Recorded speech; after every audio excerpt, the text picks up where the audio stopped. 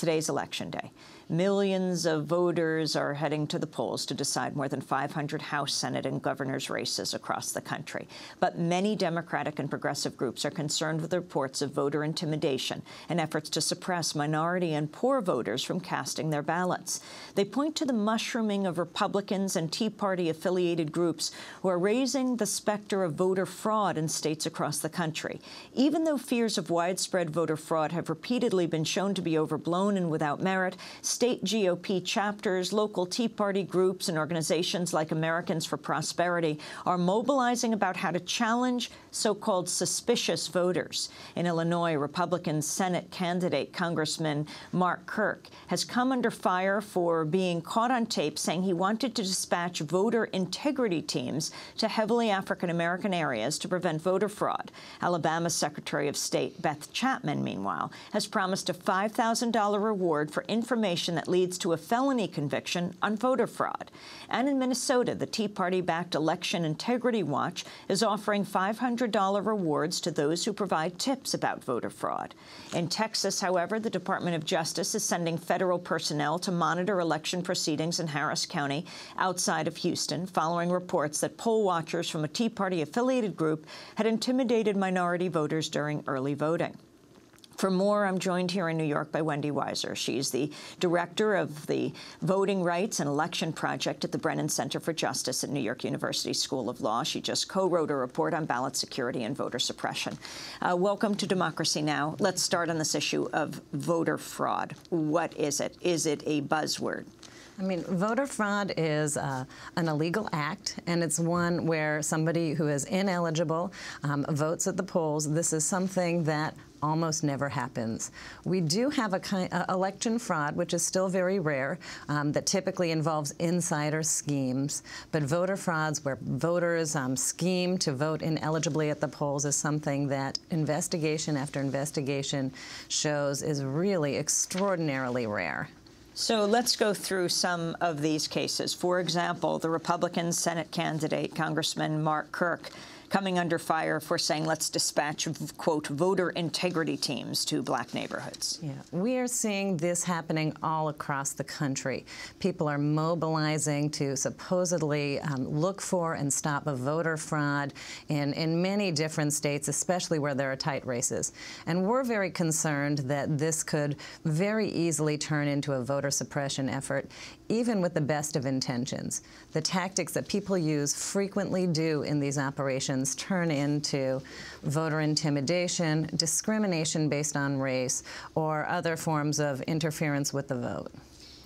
This case of Alabama Secretary of State Beth Chapman promising $5,000 reward for information leading to a felony conviction of voter fraud. Yeah, we are seeing a few bounties like that in other parts of the country as well. There's a group in Minnesota offering $500 rewards. And there are other people that are encouraging citizens to try and monitor their fellow citizens and look for voter fraud, really contributing to an atmosphere of mistrust and confrontation in our polling places. What do they do when they're checking for this? You know, that's the problem, is this isn't something that you can actually detect at the polling place. They're often questioning voters. That is not allowed. As they're walking in? As they're walking in or as they show up to sign into the poll books. That is not allowed in most states. Sometimes they have a list of voters that they're worried about that they've prepared in advance, and when those voters show up, they question them. But what do you mean? They say, are you so-and-so? They question them, or in many cases, they will question the poll worker or an election judge about the voter, since they can't speak directly to the voter. And they'll lodge challenges against the voter. In many states, ordinary citizens or political operatives can challenge voters at the polls saying, I don't think this person's eligible. And that will start a proceeding. And this voter will have to answer questions, and it might end up with the voter being denied their right to vote. One thing I do want to encourage viewers is if you know your rights and you assert them, you know, this should not interfere with your right to vote. And if you have any problems, you should just call 866-OUR-VOTE, a nonpartisan election protection hotline that can help you to make sure that you vote and that no one interferes with your vote. What about what happened in Harris County? The reports of poll watchers from a Tea Party-affiliated group intimidating minority voters. You know, we have heard many complaints across Harris County throughout the early voting period. In Harris County, they can vote for almost a month leading up to Election Day.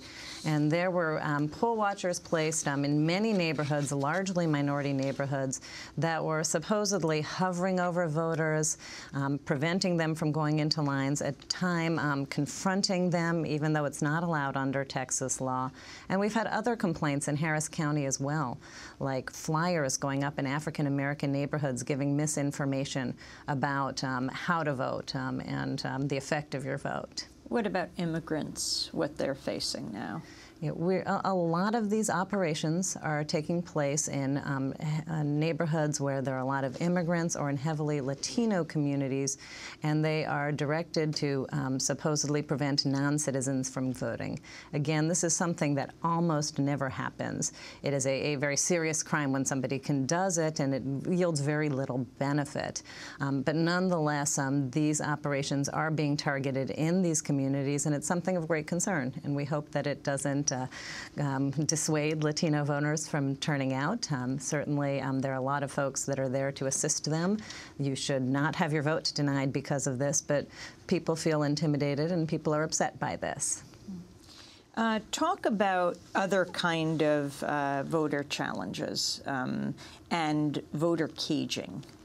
You know, we have been concerned with challenge operations where a citizen can actually confront and challenge somebody else at the polls, because those not only have the tendency to turn intimidating, but they have been discriminatory in the past. A very significant challenge operation that was planned in Ohio in 2004, for example, was examined by a federal judge who found that 97% of new voters in African-American precincts would face a challenger, but only 14% of new voters in predominantly white precincts would face a challenger. So they're targeted in a discriminatory way frequently.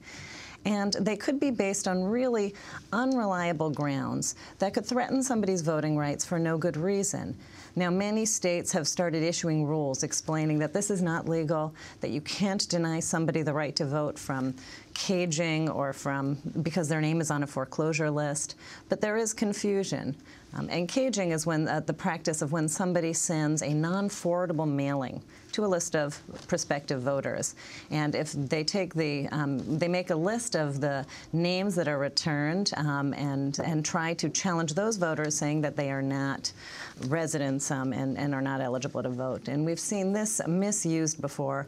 For example, in 2008 in Montana, a caging list uncovered a large list of students and military personnel who were living away from home but eligible to vote from their home addresses, but they had temporarily forwarded their mail.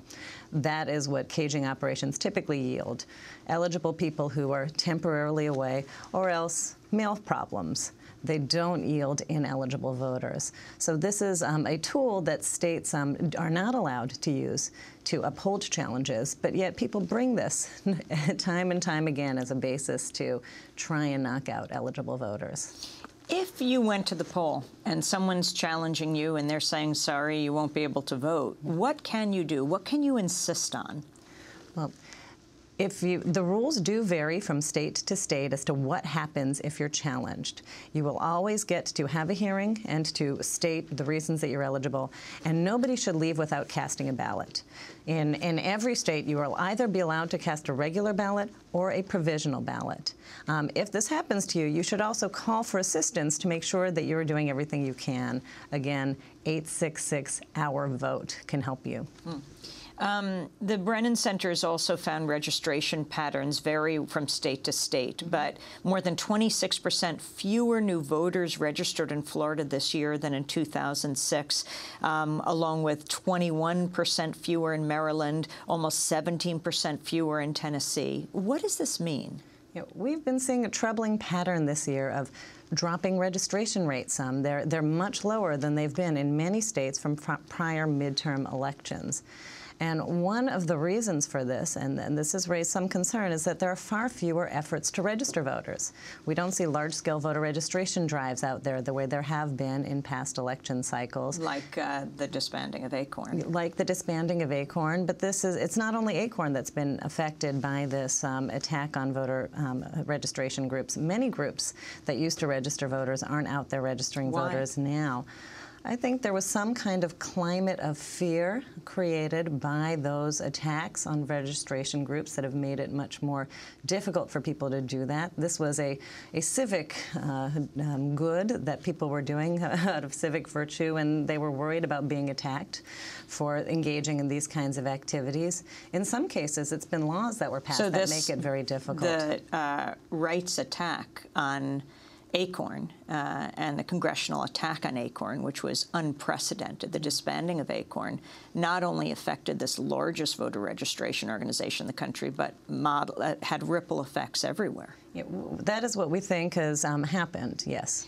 The issue of different schedules for voting. I mean, you have people who can vote early. You also have places where people can register the last day, which is very rare. We have some of the greatest obstacles to voting in the industrialized world. Can you talk about that and what people should understand in their state?